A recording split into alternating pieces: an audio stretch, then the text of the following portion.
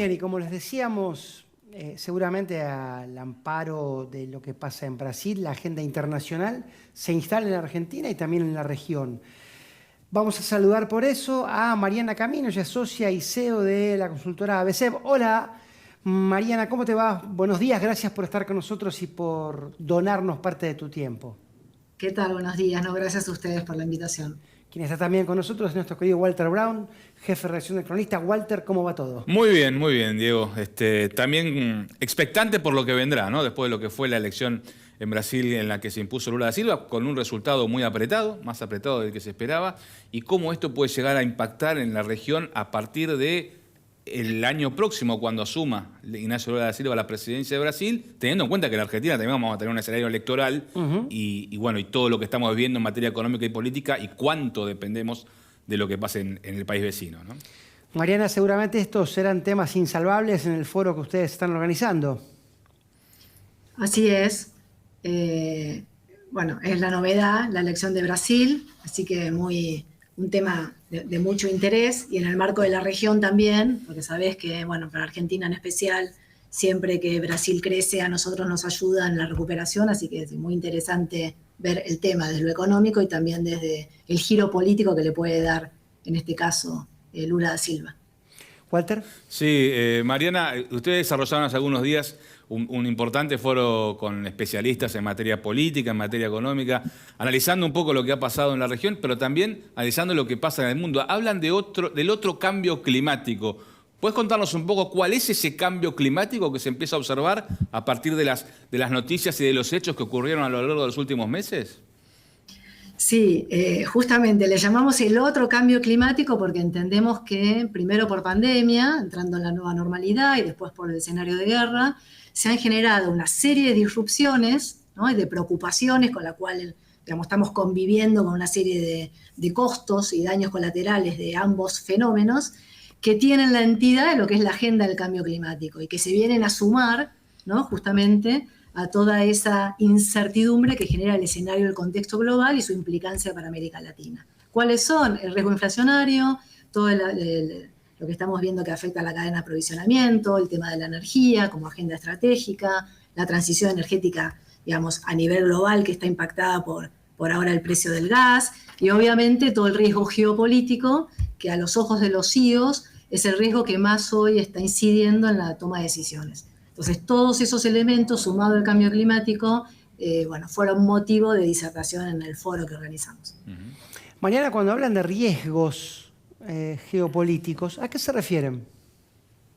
Y a la posible amenaza, no te digo, espero que no, pero digamos una guerra nuclear, desde una amenaza que hoy está sobre la mesa, aunque no es la más probable, digamos, hasta digamos, lo que puede perdurar la inflación en el contexto global. Vos sabés que hay toda una política de endurecimiento monetario que tiene una apreciación del dólar en el mundo. Eso está generando un costo de capital mayor, digamos, una inflación promedio en el mundo del 8%, y hay toda una estrategia, digamos, de los bancos centrales del mundo de subir las tasas de interés, con lo cual se descuenta que todo el 2023 va a ser un escenario, ¿no?, de riesgo, de incertidumbre, de alto costo. Y eso sumado al tema de la guerra, que te genera menor crecimiento de demanda global, decisión de localización de cadena de valor en zonas de paz, acortamiento de cadenas, o sea, una serie de decisiones en materia empresarial que están hoy, digamos, marcadas por este riesgo geopolítico. Taiwán, China, Estados Unidos, esos desacoples que hay. Entonces, todo eso hoy te marca también el ambiente de negocio, digamos, a nivel global. Walter. Sí, una de las preocupaciones que uno observa en la Argentina pasa fundamentalmente por cómo combatir esa espiral inflacionaria en la cual está inmersa nuestra economía, pero también cómo evitar que un aumento de tasas, que una política que se aplique para poder reducir la inflación derive en una recesión de la economía, algo que también empezamos a ver a nivel mundial como preocupación a partir precisamente de la suba de tasas. Precisamente hace algunos días nada más la Reserva Federal de los Estados Unidos volvió a aplicar una fuerte suba en sus tasas de referencia, y está ese debate instalado en los economistas internacionales. ¿Cómo puede eso afectar a la Argentina más allá del capítulo doméstico, más allá de nuestros problemas, lo que ocurra en el mundo, la posibilidad de que el mundo entre en una etapa recesiva?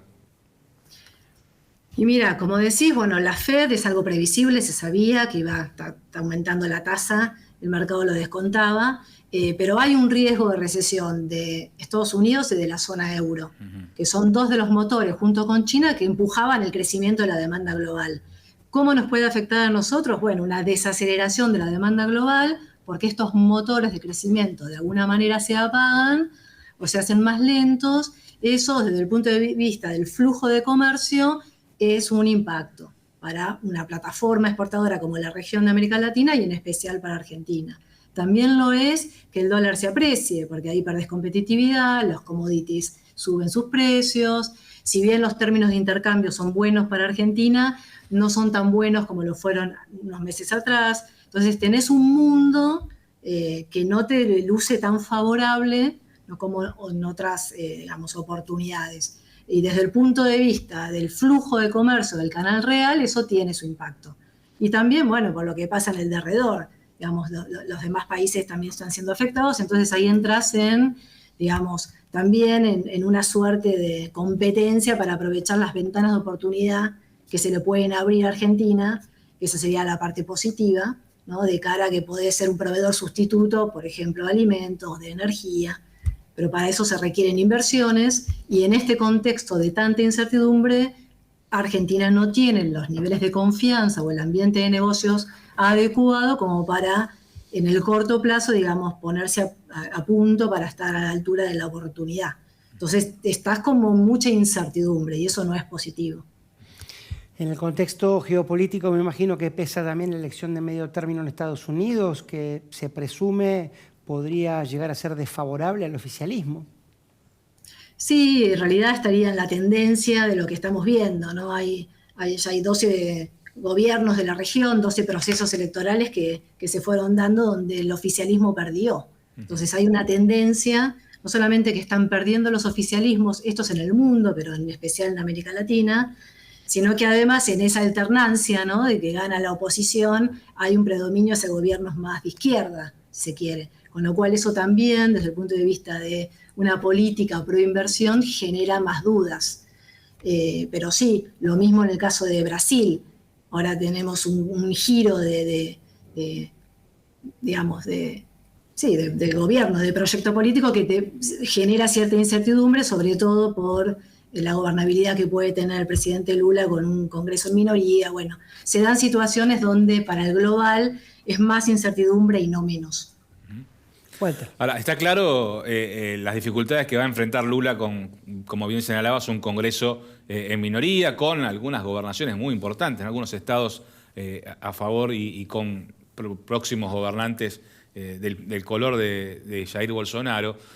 Pero te pregunto si, pensando en el perfil de Lula da Silva y pensando en la necesidad que tiene la Argentina de que a Brasil le vaya bien y de integrar dentro de lo que es el combo Mercosur una política comercial, si la llegada de Lula da Silva puede llegar a ser en ese aspecto positiva para que Argentina aproveche el escenario internacional y pueda salir a mejorar sus exportaciones, a realizar más negocios al exterior.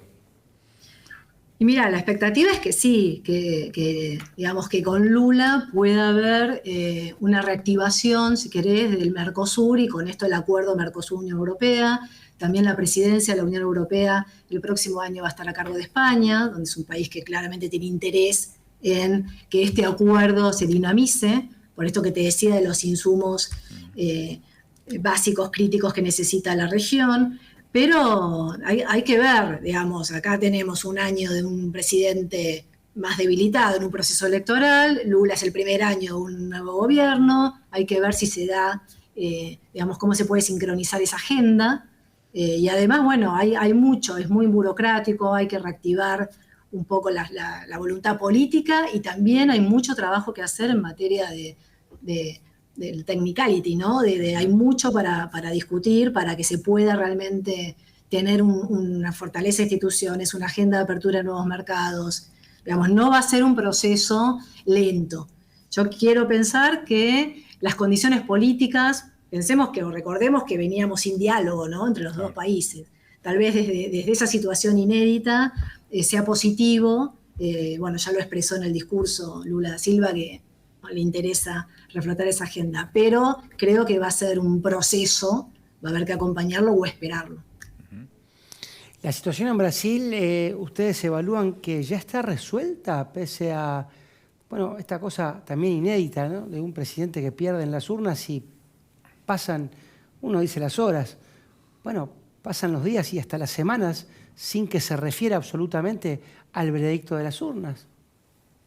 Sí, es una cosa, es un fenómeno de estos tiempos, digamos, también de cómo estas figuras políticas emergentes, o sea, estos liderazgos, eso es algo que hablamos mucho en el foro.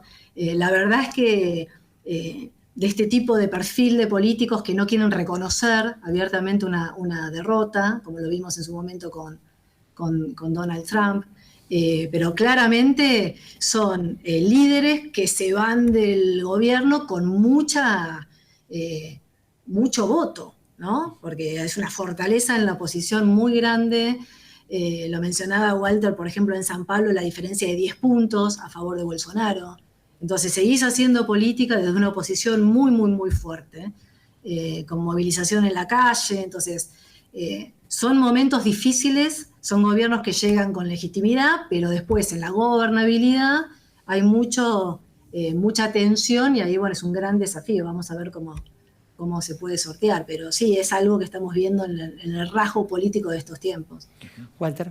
Sí, Mariana, mencionabas la debilidad del gobierno argentino, del actual presidente, entrando en su último año de gestión, y bueno, por el contrario, el inicio de Lula da Silva con otro tipo de fortaleza. ¿Eso puede cambiar un poco la relación de fuerzas dentro de la región? Me pregunto sobre todo en función de cuán relevante va a ser el papel que tenga la Argentina en los próximos años, teniendo en cuenta que también hay una gran incertidumbre sobre quién va a ser el próximo presidente. Hablabas de los oficialismos que han ido perdiendo.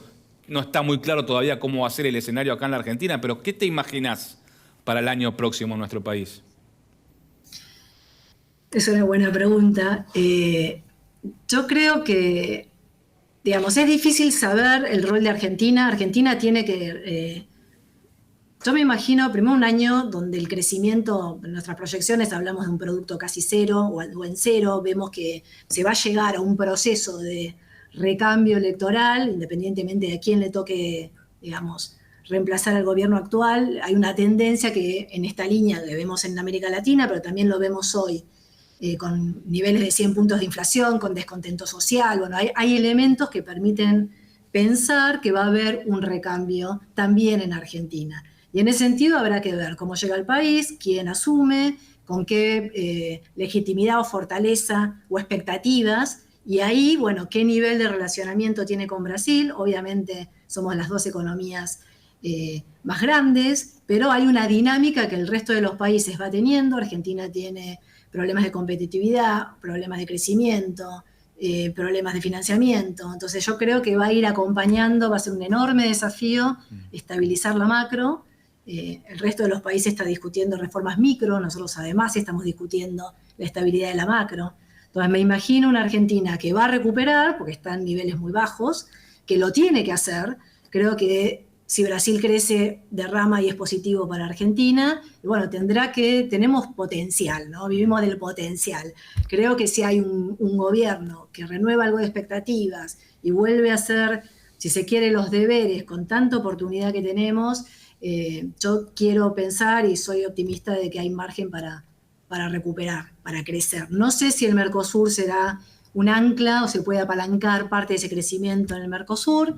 También hay mucho multilateralismo, ¿no? Claro. Hay países que están buscando acuerdos bilaterales, eso no sería bueno, pero bueno, hay que ver. Pero yo creo que sí se puede pensar que estamos en un piso y tenemos todo como para recuperar. Mariana, muchas gracias por tus palabras y tus opiniones en este martes.